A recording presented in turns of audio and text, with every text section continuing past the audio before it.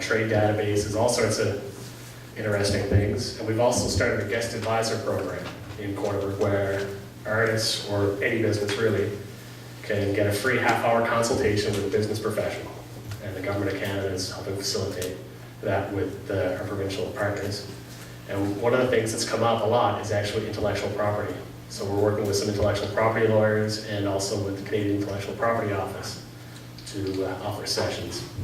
We've also got some bankers and some financiers and some other things. And the final thing is what's called a Rotary Arts Centre. The Rotary group in Cornerbrook has realized they run a music festival that is 50 years old this year, I believe, or 49. It's been around a long time. And they don't have a home. And they started looking for a home for their music festival because they, beg, borrow, and steal, like most good rural festivals. And that's kind of led to this idea of an art incubation center.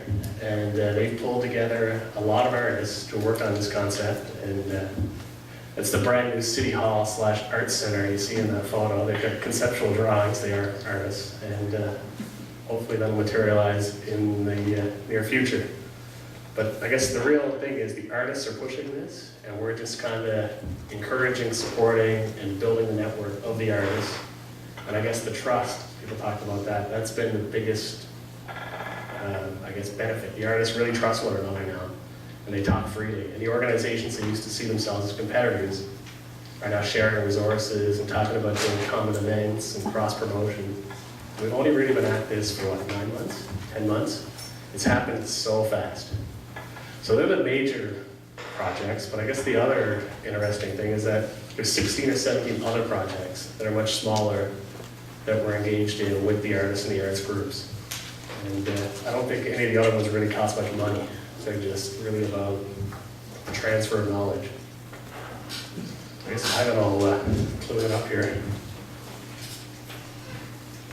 I like that. The government is pushing. We're coming to the Vespers part of the presentation now, closing in on some of the, reflections. And there are 5 that we thought of clearly. One is that we need to take more risks, and this is something that government feels as well, hopefully. I think we need to make more mistakes, good mistakes. But we don't make many mistakes because we aren't doing anything. And for my part, I'd like to see us do some stuff and fail, because then at least we know it doesn't work. As it is now, we're afraid to do anything because it might not work, but we don't know if it will or not.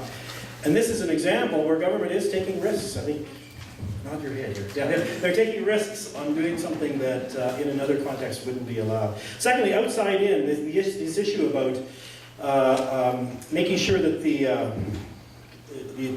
clusters do exist. And part of it is to be connected informally. It says there, get into the kitchens. And I think it's that sort of informal activity that's been really helpful for us as well. I was at a meeting last week and somebody was talking about rural community lack of receptivity. They don't want, we come to them with help and they don't want to work.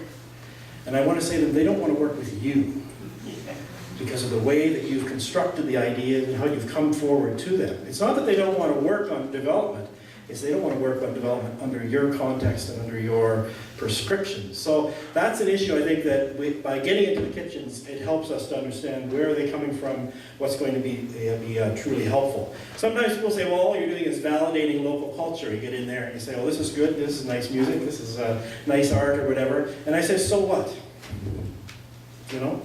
I think there's a real value in rural communities who are so devalued because they don't see themselves on the media, they're kind of appendices in our society, to have their own cultural ideas to be validated. And I think there's a value to that. Networking is very important. We asked ourselves about what's our role, Certainly it's in creating networks, in bringing people together. And the last, from this slide about, in terms of lessons learned about documenting what we've been doing. And it was mentioned that there was a study done, and it showed that 665 full-time equivalents in that region. Well, the mill right now, the paper mill, which is our major employer, employs around 600 people. And for most of the people, in terms of their consciousness, the mill was the prime economic driver of that region. And just even the knowledge that there is another sector that's even larger than that was fairly powerful information. I think I moved ahead on, yeah, that's basically sort of the same, the pitfalls of prescription. I want to end off though with an admission. We screwed up. In social science research, you're not supposed to affect the people you study. You're supposed to go in, do your objective study, leave. They don't even know you've been there. You can barely talk to them after. But we didn't do that. By even doing the study where we looked at how many people were in the region, in the cultural sector, we changed it. We actually affected the field. Because people are starting to think about themselves as a cluster and see consciousness as a cluster. So we screwed up in terms of social science academic research, but that's what we wanted to do. So that's it.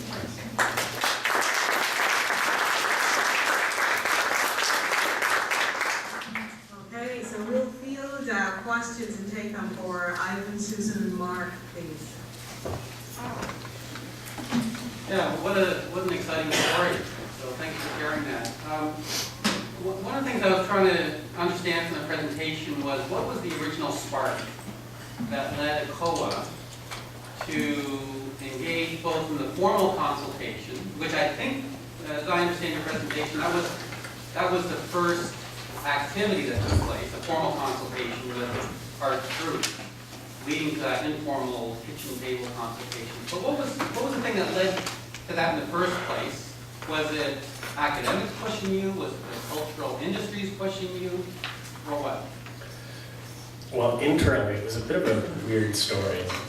We're in an internal meeting talking about another industry, and there had been all sorts of talk about developing a different sort of cluster in the western portion of Newfoundland, and that process had some pitfalls, and we're talking about what we could do there, and then I guess I made an offhand comment about, well, there's some really good lessons we can learn from the fine arts school and some of the things around the cultural industries, and then some other people, I kind of said it's a passing comment, people like Susan and a few other people kind of stopped for a second and asked some questions, and it just kind of went from there.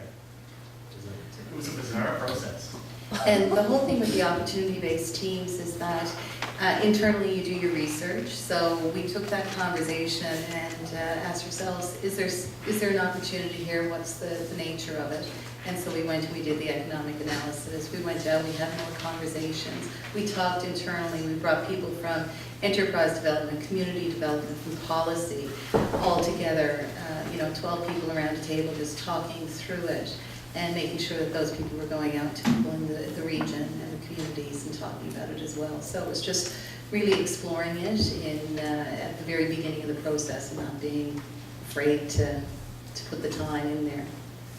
And just as a follow-up, are the other regional development authorities aware of this initiative? Like, would WED be aware of what's happened in ACOA, and other parts of ACOA aware of this as well?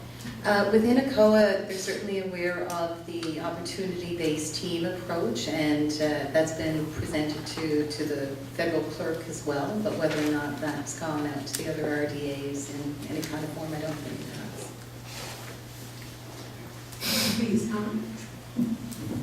just a question. What role has the diaspora from Newfoundland to the rest of Canada had in this project? Because one of the things that we're seeing across rural Canada is that social media and internet-enabled networking is creating friends of a place, or tying together former schoolmates to create a sense of place that in the virtual world that they can't have because they have to have education or careers in urban areas.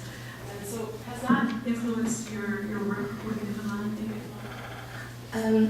I'll let Mark answer some of that, but certainly the broader networks have been really important, especially to what we're looking at working on in the Grossmore National Park region.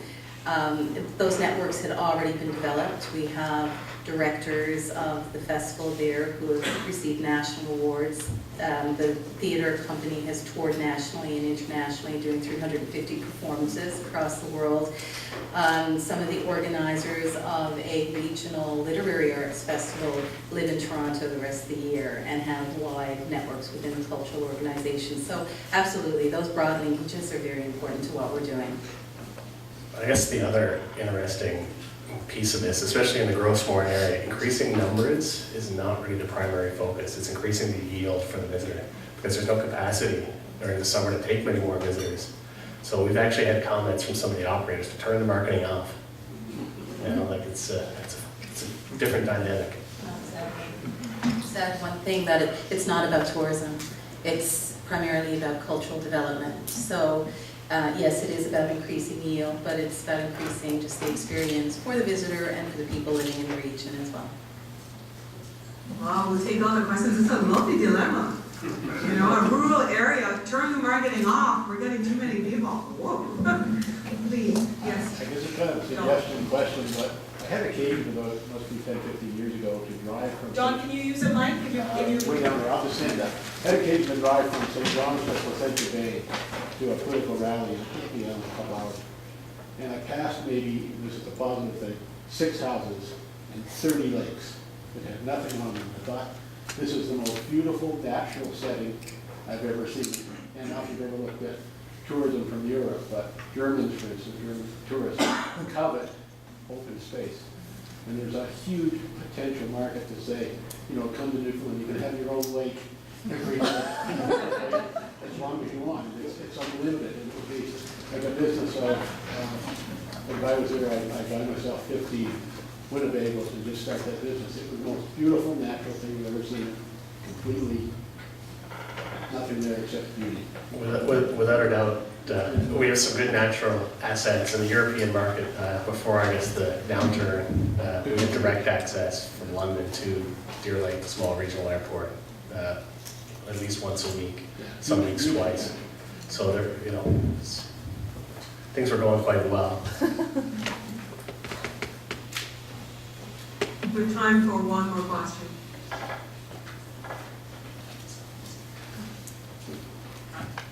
Well, I have a question. If you're going to do things differently, what would you change? You had, it seems very successful, but is there anything here that didn't quite work?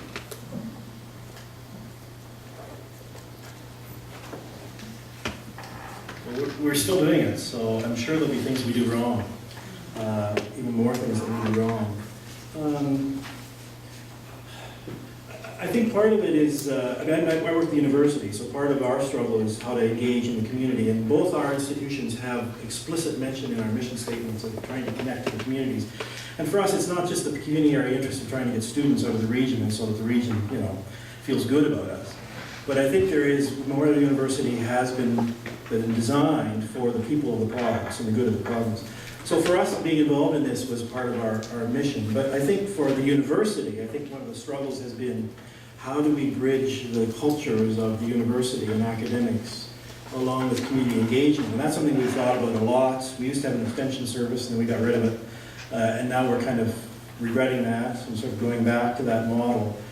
And so I would have liked to see more engagement. Now, we do have the fine arts people engaged and so on, but I'd like to see more engagement on the part of social scientists and even economists in this whole process.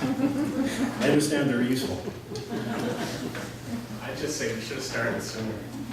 That was the biggest mistake. We didn't see this opportunity sooner, and we didn't act on it sooner, because there's definitely been some opportunities we missed by not having started sooner. And by sooner, I mean 10 years ago. Quite a while ago. Wow. How can we thank our team, please?